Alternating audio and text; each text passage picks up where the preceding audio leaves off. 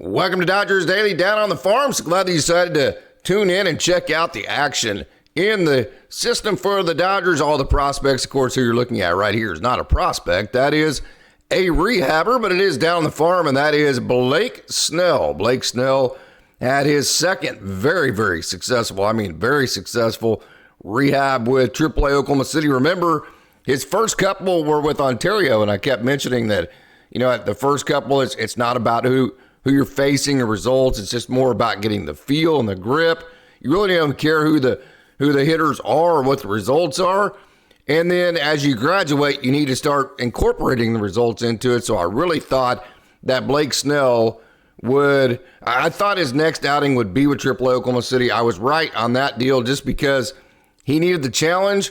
And I'll tell you what, AAA hitters were no challenge for his curveball. His curveball was dominant.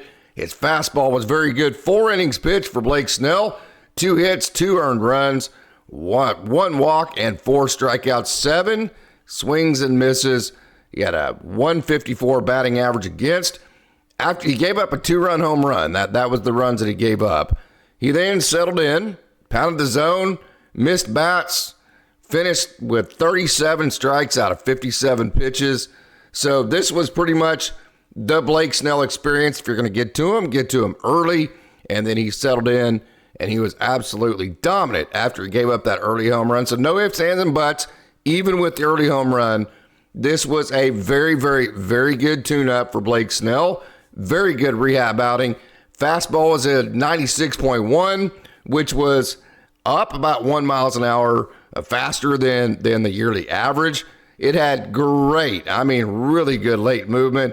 37% whiffs with strikes that were in the zone. So of the pitches that actually, like with the ABS system, that would be registered as a strike even if the hitter didn't swing, he had a 37% whiff rate. His changeup was very good. It got a lot of weak contact, so you had whiff with both the curveball and, let me go ahead and start that again. So you had good whiff with both the curveball and the fastball. Then you had weak contact with the changeup, about a 91-ish exit velo on the balls in play off of his changeup. So he had put away pitches, obviously with his curveball, which a called strike whiff rate of 40% with the curveball. That curveball right there, pretty big. So lots of swing and miss with the curveball and the fastball, lots of soft contact with the changeup. And overall, with all of his arsenal, a whiff rate of about 36% of all of his pitches that were in the zone. He put both his fastball, his changeup, and his curveball all together. So 3 starts for Blake Snell, 8 innings, 2 with Ontario, 1 with Oklahoma City, 3.38 ERA, a 1.0 whip, which is really good for Blake Snell because, the experience feels like you're riding a wild bull because he's not in the zone enough, this and that. Then the next thing you know, you look at the numbers and he's totally dominant. So there's a lot to like about this with the 1.0 whip, especially. First outing was rough. A lot of that went into that first outing. Remember, after that outing, I said, hey, who cares? It doesn't matter. He doesn't care what the results are. We covered that pretty extensively. Last 2 outings for Blake Snell, 7 innings pitched, 2 earned runs, and 10 strikeouts. So everything, no doubt about it, is pointing up pointing north and in the positive direction for Blake Snell and his rehab. No doubt about that. So super excited to get Blake Snell back into the fold. We'll see how that goes, but Blake Snell looking good. And Jack Swinsky. How about Jack Swinsky? Hey, we talk about young man there's Michael Ciani and Jack Swinsky all in the same picture right there. 2 guys that I'm going to release interviews for today. Love these 2 guys. Love watching these 2 guys playing, getting used to their game. Ciani's hitting a little bit better, getting on base. Swinsky, I talked to him, and he's like, yeah, I hit for power, and you don't want to definitely get rid of that, but you want to improve and cover up your holes. There's Swinsky, a good look at kind of the direct path that he tries to make. But he said that, I don't want to get rid of my power. Obviously, you want to keep all the things that you do well and then correct that and then, correct your holes while keeping all the things that you do well. And he's done a pretty good job of that. Jack Swinsky's on a pretty good heater. He has hits in 9 games in a row. He's 7 for his last 13 with 2 doubles, a home run, and 4 RBIs. If you extend that out, Jack Swinsky 11 for his last 20, 3 doubles. That was coming into the action this week. And on the season, again, this was coming into yesterday's. I have not checked since yesterday. 301. How about that, Jack Swinsky? 417 on base percentage. 417 on base percentage. The thing about Swinsky is he's a power guy, right? He's always had power, but too much swing and miss. How about the 417 on base percentage?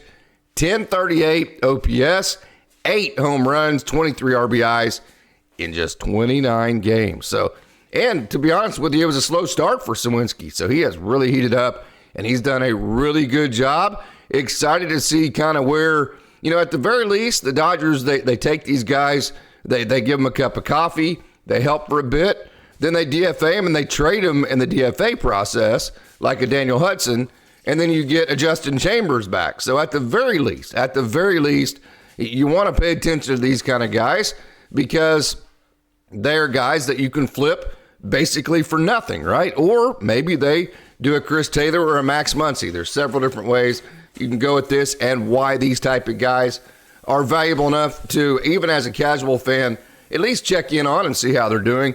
This is another one that is red hot. I mean, this is a guy that can play anywhere on the infield. He's played mainly third base, but he started the season very well. Coming into last night, there's Gator on the right there, but we're talking about Ryan Fitzgerald, who's in the cage there. 343 overall, 390 on base percentage, 483 slugging percentage, 873 OPS, 49 hits in 32 games. He also has 31 RBI, so he's been really good, but he's also been really clutch. There's S on Kim in the background. 128 WRC plus, so he's been 28% above league average, 12.2% K rate, so he's not striking out. I mean, that is low. 12.2% strikeout rate, that's awesome. And that is a huge improvement over what he's done in the past. And he, not only that, with an 83.6% contact rate. So keep in mind that the contact rate at the major league level is about 75%. Ryan Fitzgerald with AAA Oklahoma City, he's almost making 10% better contact with Oklahoma City than the average major league rate would be. And then not just that, his average exit velo is almost 90 miles an hour, which is good. So, I mean, hey, he's off to a good start with the high batting average of 343. But what he's doing is he's not striking out and he's making quality contact. So, hey, he's not walking quite as much as he had in the past, about a 6% walk rate, but he's replacing that with much, much, much better quality contact and much fewer strikeouts. So, if Ryan Fitzgerald, there is nothing you can say about this young man other than he is off to a great start for 2026. He is making it to where either the Dodgers or whatever the team is watching him, they can't deny what he's now. They're going to want to see a bigger sample to invest a whole lot in this guy. I mean, he does have major league experience, but again, another quad A guy that could come up. He could come up and come out in terms of the out being the DFA. You trade him and you get a nice little piece for something in your farm or whatever it may be, or he continues like this, and then I'm going to say it again like I did with Jack Swinsky. He turns into Max Muncy or some kind of version, not necessarily Max Muncy or Chris Taylor. Chris Taylor, by the way, was in AAA Oklahoma City playing for the Salt Lake Bees, and he got a couple of big hits, so that was kind of cool to watch. But, you could trade him for something that could help, or you could turn into a valuable depth piece in your system as a major leaguer. So high contact, run producer. He's made adjustments. They've been successful. Congratulations to Ryan Fitzgerald. Off to a great start. Definitely keep your radars up on him. Stay tuned in, and we will see how that goes, right? So stay tuned in on our Quad A guys. We're going to cover them as the season goes on. Here's another Quad A guy in Michael Ciani, putting together some good baseball. Hey, I'm going to release my interview with Michael Ciani, and one question I ask him is, how do you handle, or what makes you so good at going and catching baseballs that other guys can't? And he went through the whole process, so stay tuned. Going to release his interview today. 2 RBI double this weekend. He's hitting 400 so far. Now, that's just 2 games at that time. This was coming into the week this week. OPS in May to this point had been 1138. It's obviously small sample size, but hey, it looks like the ignition or the start to maybe a really hot streak like Jack Swinsky's on, and also Michael Ciani. It's going to be less maybe about the batting average and more about how can he get on base, because we know about the speed. The speed is fantastic. That's why he can get to baseballs that other guys can't. So 538 on base percentage. That's what you're looking for Michael Ciani. How is he getting on base? And then how does he use that speed once he gets on base? There's Nick Sendell right in front of Michael Ciani right there, a couple of quad A guys. How about 5 stolen bases with a 538 on base percentage? And that's the offense. Of course, the offensive side is the piece that's probably going to determine it, because we know the defense for Michael Ciani is anywhere from major league ready, no question, to probably upper echelon major league caliber. So if he does get the call, he'd be a spot player, and he would be he would either be a spot player where Dave could put him in an advantageous situation, or just a straight up platoon player. So I think the platoon splits or the situational splits are something to pay attention to for Michael Ciani. How about a 308 average and a 1038 OPS when he's leading off an inning? So if you need a pinch hitter, a fast guy to lead an inning off, you need a guy just to get on base, get over, get in. That Michael Ciani's done very good at that. He's also hitting 333 when ahead in the count. That's not a surprise. Everybody hits better. He's not hitting near as well when he gets behind the count at 115. So definitely a guy that struggles to climb back into pitchers, struggles in pitchers counts, that kind of deal. OPS is over 1,100 in multiple splits when late in games. So late in games, Michael Ciani has been really good. So if you need a late game pinch hit, those are the situations where he's probably been at his best with AAA Oklahoma City. So snapshot of the type of player he is, no doubt, Michael Ciani, that you want to see him become and be in this Dodgers system. Not really any slug, but a lot of on base in the 340 to 360 range, and overall value is good for defense and speed, because we know that already plays at the AAA level. There's absolutely no doubt about that. And so I wanted to cover Michael Ciani, and then also another rehabber, Brock Stewart. It was kind of funny. I love Brock Stewart. I hope I get the chance to get to talk to him eventually. Brock Stewart, about 4 days ago, he went back-to-back, and back-to-back meaning he pitched on 2 days in a row. And when rehabbers in Oklahoma City go 2 days in a row, typically speaking, what that means is they are really close to getting called up back to LA. And so he had the back-to-back, he had a day off. Of course, the second day of the back-to-back was only one hitter, right? So it wasn't like a real bit. No, I take that back. It was one inning. And then what happened to him in this outing, well, I think it was one hitter. So don't quote. I have it on social media. Go to my Brock Stewart post, and it'll be right there for you. I can't always remember the exact details. But then yesterday, his next outing after the back-to-backs was just 2 hitters. He struck out the first hitter, and then he walked the second hitter, and Skip Henney came out to get him. Of course, this was all planned. This is not a Scott Hennessy thing. This is an organizational thing. They had it all planned. After the second hitter, Brock Stewart was kind of pissed. He kind of flipped the ball up in the air. I'm sure he's pissed at himself because he walked the guy, right? But he got 2 hitters yesterday. So that is obviously workload management on the way back for Brock Stewart. April 21st, 1 inning, 2 strikeouts, no hits, no runs. April 24th, 1 inning, 2 hits. He hasn't allowed a run yet, by the way. So the back-to-backs were the 29th and 30th. Yes, okay. So in the second outing of his back-to-back, it was 1/3 of an inning, 1 strikeout. So he faced 1 hitter. That was workload management. So he faced 1 hitter on the second day of the back-to-back, 2 hitters yesterday. Strikeouts per 9 for Brock Stewart, 19.1 strikeouts per 9. How about that? He's just allowing a 174 average against, no home runs. That's a big one because home runs have been a bugaboo of his in the past. Home runs per 9, 568. Strikeout to walk ratio of 4.33. So he's striking out 4.33 more hitters than he is walking, and his OPS against is 470. He's not allowing guys on base. With nobody on base, his average against is 118.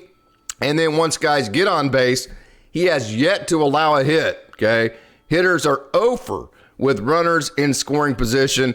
He's dominating lefties. Lefties are hitting just 154. He's actually doing better against lefties. This isn't a surprise because his ball turns right, okay? But he has reverse splits. Again, not a surprise because it's fastball. Left-handed hitters 154, right-handed hitters 200. So Brock Stewart, no doubt about it. Everything is pointed 100% north for him, no doubt. And so, hey, keep your radar on. We'll see when the Dodgers actually pull the trigger for Brock Stewart, but he has to be getting close. So, hey, let's move to the AA level with the AA Tulsa Drillers. I want to talk about Christian Ruebeck. Welcome to AA. This is a young man out of Denison, Texas. Went to OU, and then he went to Kansas State. Electric arm, undrafted free agent. That's not because he's not talented. Christian Ruebeck has one of the most electric arms of any. I mean, it's like this is the AMAC deal, right? Alex Makarowicz is super electric arm, a guy that can hit 100 miles an hour easily, a guy that can flip sliders in there that are pretty dirty. It all comes down to control and command. In 2023, walks per nine were 1038. 2024, walks per nine were 849. 25, they went down to 757. This year in 2026, walks per nine for Christian Ruebeck, 450. Now, that's just a couple of innings, okay? But the two innings that we've seen, that they kind of capitalize on the trend that we've seen starting in 2023 where the walks per nine were astronomical. They have just kind of gradually gone down. Even the 450 isn't great, but when you have the electric stuff that Ruebeck has, you have a lot of margin for error. And so you can get away with a little bit of that. See how that ball turns right.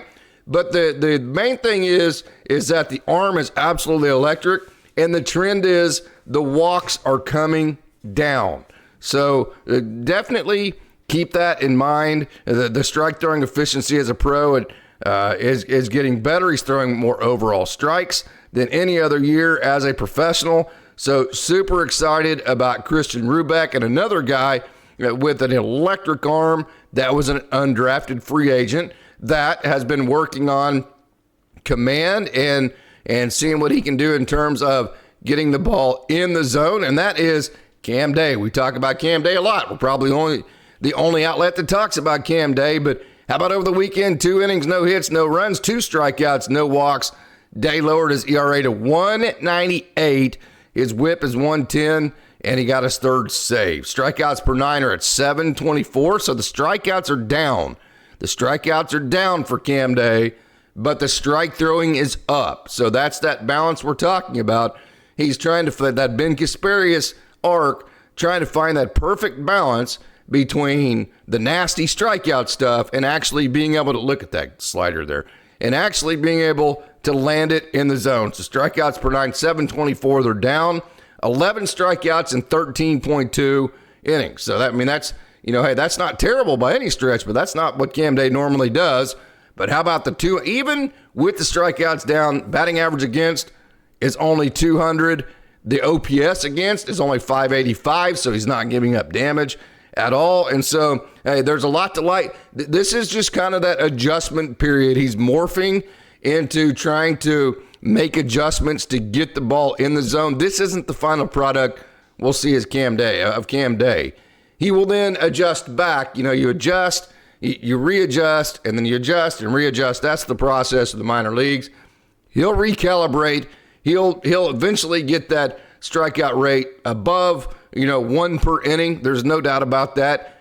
As he continues to hold the improved execution and efficiency in terms of strike throwing. So that is definitely the game for Cam Day, and wanted to show you a video of him and kind of cover him. And then also Zire Hope.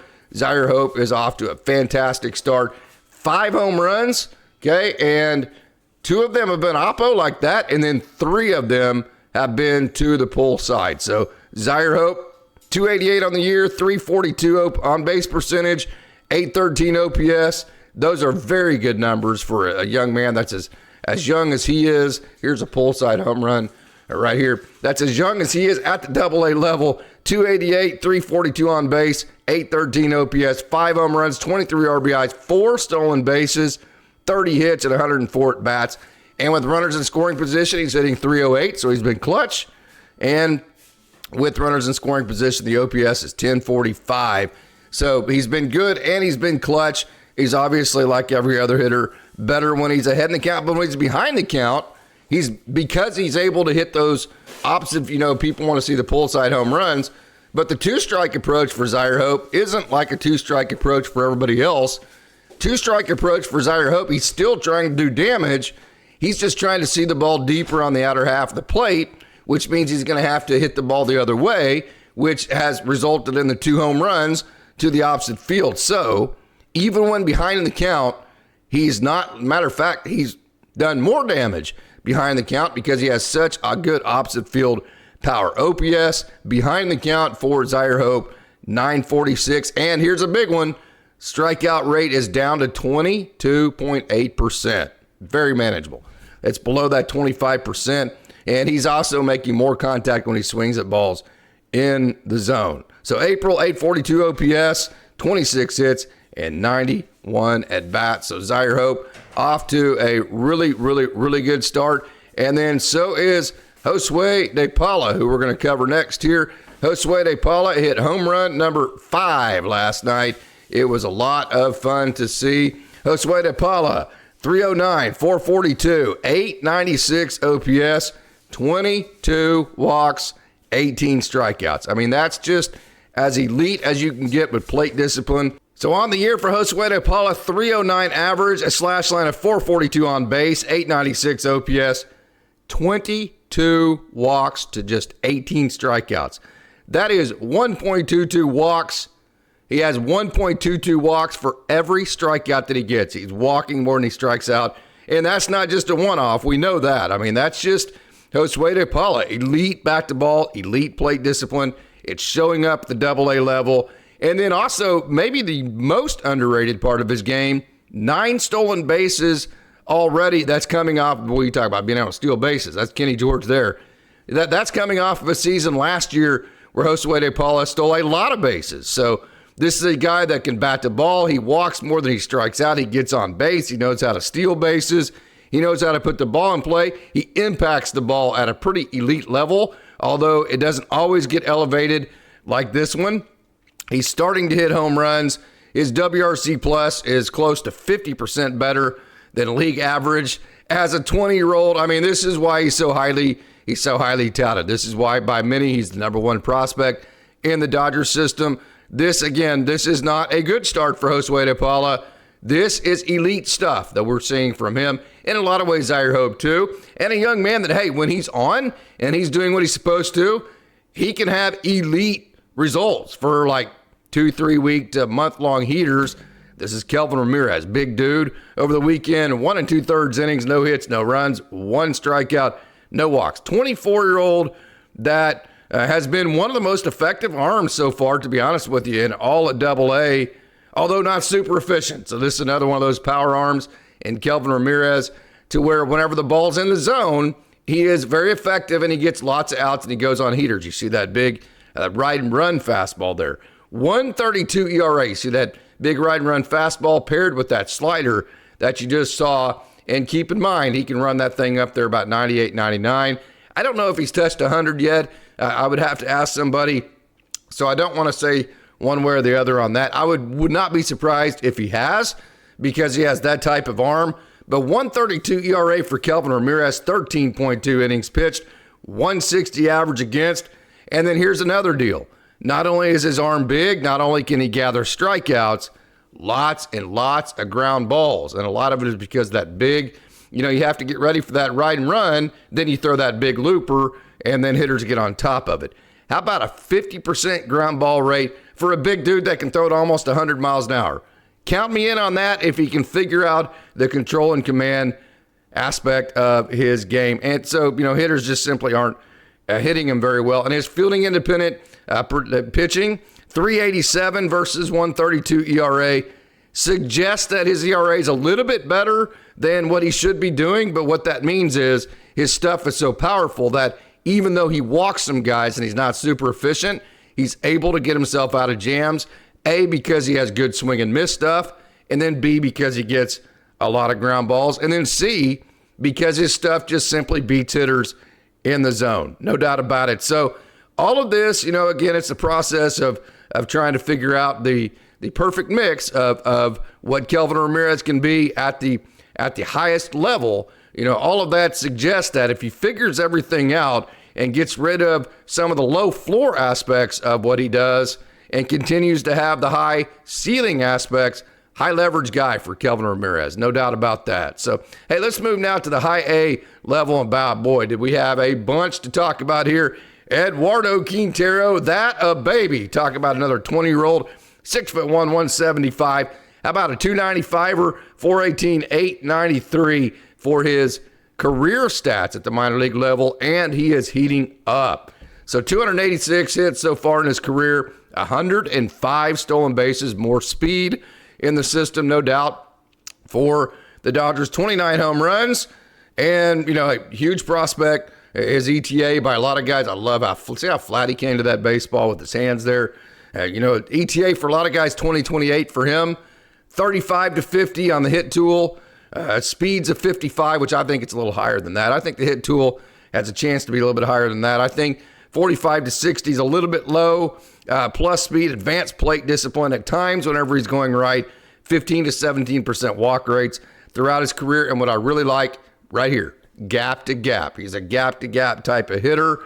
And so I think gap to gap type of hitters, I think they can be a little bit early and have pull side power, be a little bit late, have some opposite field power, but mainly just being a gap to gap hitter. Those are the guys that gather the most amount of hits. So it's just a matter of getting going for Eduardo Quintero, getting the confidence going, and he's starting to do that. So hits in his last 4 games. He's 10 for his last 21, 2 doubles, 7 RBIs.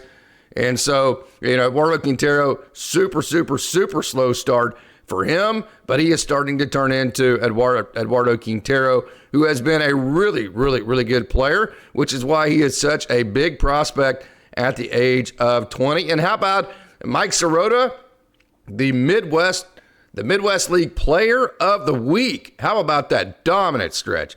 Matter of fact, an inside the park home run too. Mike Sirota can really run, and he was 8 for 15 last week. 2 doubles, 4 home runs, 7 RBIs.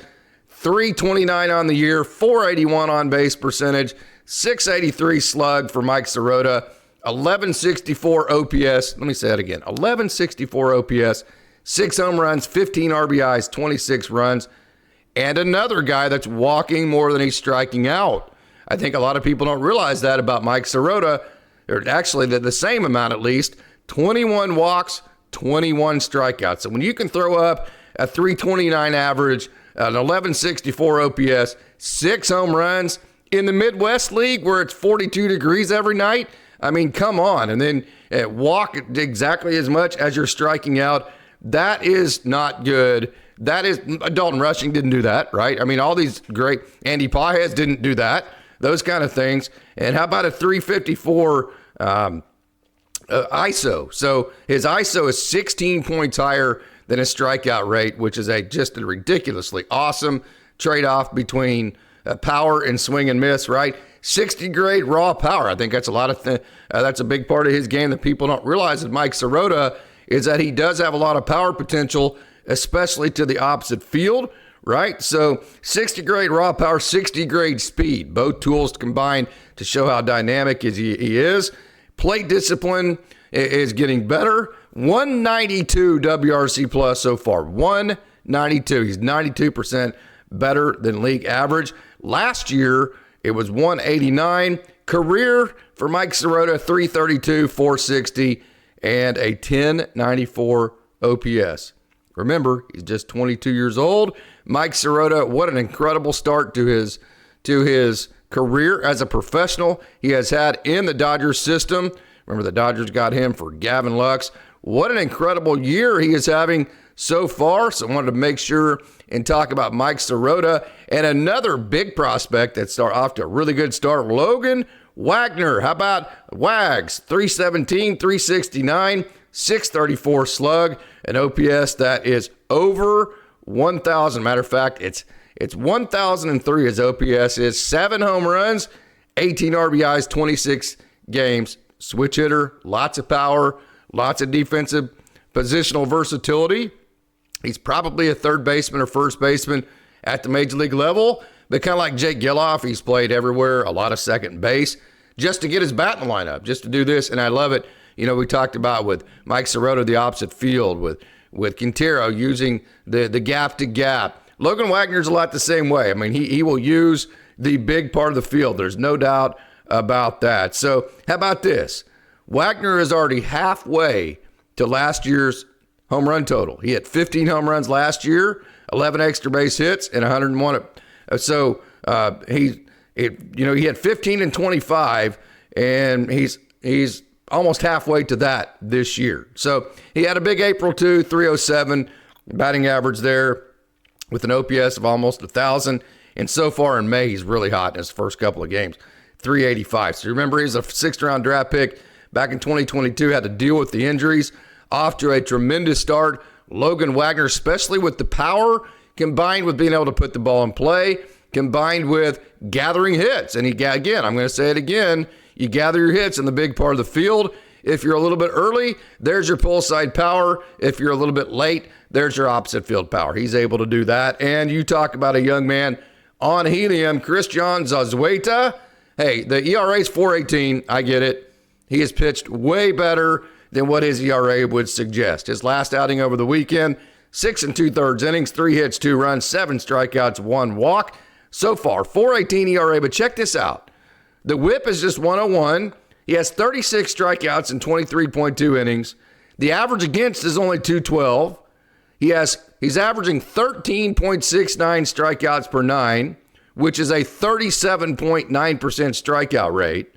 He has a 31.6 strikeout to walk rate, and he has a 6 strikeout to walk ratio. So he's averaging 6 more strikeouts than he is walks, and he's averaging less than 1 home run per 9 innings.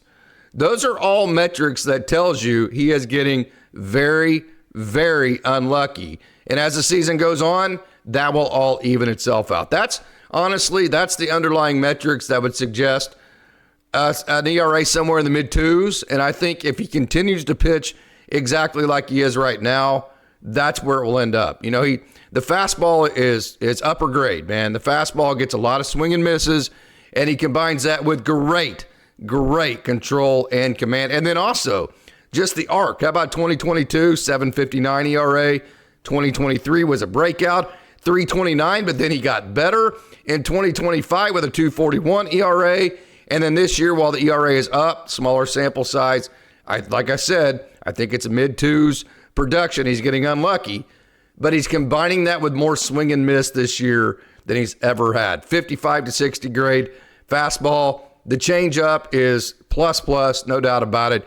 So his fastball and changeup both get a lot of swing and miss.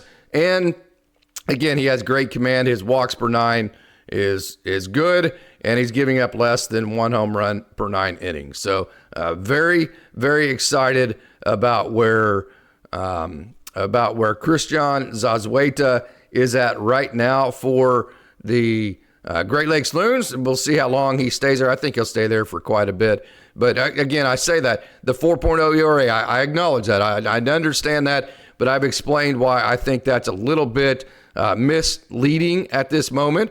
So we'll move on and move to our next player. And we'll go down to the Ontario Tower Buzzers, Ching-Shin Co. That ball is destroyed. That is the 4th home run of the year for Co. And he added a double too. We talked about Josué Paula, Eduardo Quintero being 20. How about Ching-Shin Co being 19 years old, and he's hitting 288, 434, 576. So 288 average, 434 on base, 576 slug, 1010 OPS. Really, really good start for Ching-Shin Co. That's through 17 games, and through 17 games, he has 15 RBIs, and through 17 games, he's drawn 14 walks in 17 plate appearances, and he has an on-base percentage, as I mentioned, of 434. So like Sirota, like DePaula, Ching-Shin Co, a young outfield prospect that knows how to take his walks, which taking your walks allows you to see the ball deeper. It allows you to make better decisions on spin, which just allows you to put the ball in play more. And whenever guys like Co and DePaula and Sirota are putting the ball in play a lot,